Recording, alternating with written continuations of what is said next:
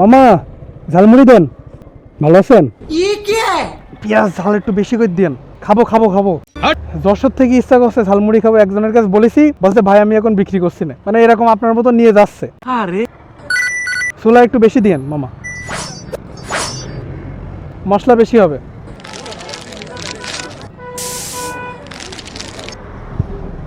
মামা কোথায় বসেন?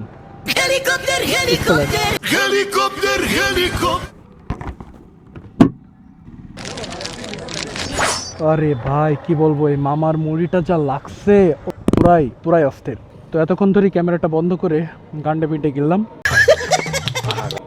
গেলে এখন আবার স্টার্ট দিব গাড়ি। তো এই মামারে আপনারা যেখানে পাবেন সেখানেই মুড়ি খাবেন তার কাছ থেকে।